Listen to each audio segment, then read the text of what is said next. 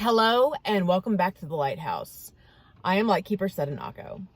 Last week, we ran through all the thoughts that we believed were definitely ours. We're like, yep, those are ours. And then we explained why we believed that those were ours. This week, we're going to go over the other side. The ones that were definitely not mine. Like we just knew, beyond a shadow of doubt, those are definitely not mine. So by this point in time, hopefully you've gotten a really good idea of how to tell your own thoughts because you went through the first category. And you were able to determine these are why I had these thoughts. This time, as the ones that you didn't believe could be your own, there are any number of factors that could have played into them, and they might actually be yours. So what we're going to do this time is we're going to take our notes from those days and we're going to look them over and compare them against what was in our heads, what was going on. And let's start off with a couple of different things. So one thing that I find is that we may write off our thoughts because we don't want to admit that the situation we were in was affecting us, especially negative interactions. This is, perhaps someone did something to you and then you had a negative thought about it and, you're just like, oh no, that wasn't mine, even though that really was. Or maybe you didn't get the credit you deserved at work. And one of your thoughts came off as if it was from like a third party, like, your coworker sabotaged your efforts so they could take credit for what you did. That's your thought. So just because the comment in your thoughts is structured as though it came from someone talking to you, which I kind of hit on last week, it doesn't mean that the thought isn't authentically yours. Given this locution credit to another is a way to help separate your frustrations from authentic feelings, but ultimately it doesn't help you down the road. Instead, it gives you this other self in the room to become a personal stressor in life. So we have to take ownership of that. So here's what we're going to do.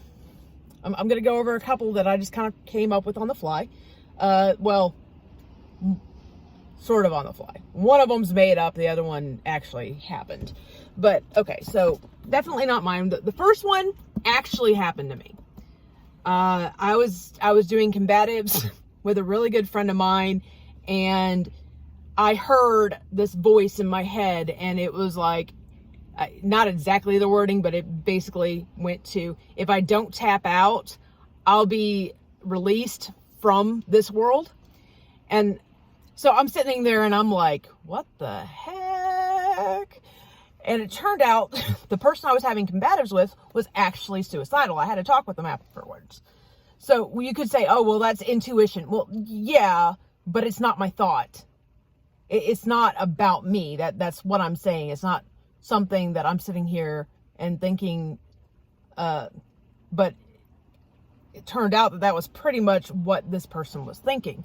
So anyways, one of the reasons I knew that this was not mine was because I was actually slightly excited to be going to Iraq and performing my mission. So beginning my mission, right? And after I talked with the person, that individual ended up going to mental health, and things got resolved. Like, she had no idea why she was actually going through this situation of depression. She couldn't figure it out. And then she went to go talk to a therapist, and it helped her get through this little bout of problems. So I knew I was going to Iraq.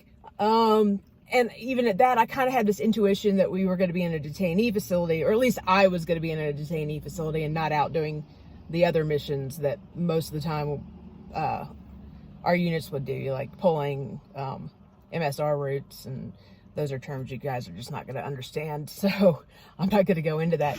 But I mean, that would have been another thought that wasn't necessarily mine. It was given to me that this was going to happen, and everybody was shocked when we went over there, and I was right.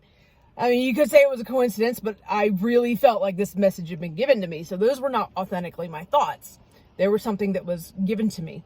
And that's my belief. So then you've got, so this one I made up, right? It says, you should quit your job. Better things will come your way if you do. And so why would this actually be my thoughts? So in the scenario that I came up with in my head, the whole week I was having problems with coworkers and I ended up messing up several projects.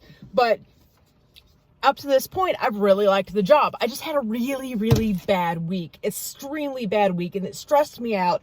And so this thought came into my head: you should quit your job and better things will come your way. So if I had actually given into that as being a higher self or a higher message, kind of like what I gotten from the first one, or, you know, hey, you're going to be doing detainee operations in Iraq.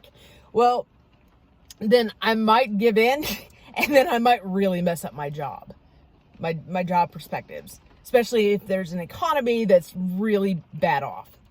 So take these thoughts, compare them against your notes of what had happened over the day. And sometimes, like in this particular case, when I looked at it, I would have had to have taken into account everything that was going on the entire week to figure out that that's why I was thinking this. All right.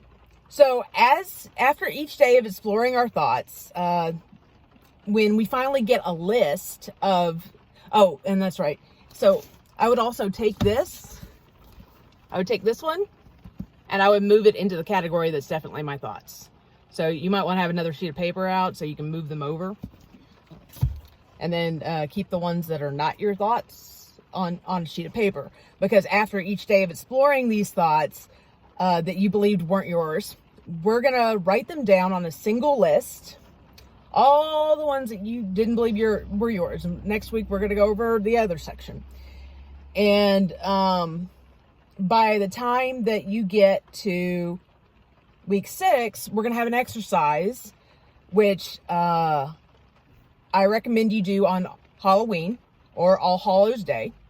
Doesn't matter to me which way you do, but we're going to have a little ceremony, so to speak, of what you can do with these thoughts. And that will close out this whole meditation session that you are using. Yep, and that's all I've got for you this week. Thank you for stopping by the Lighthouse. I'll see you next week. Bye.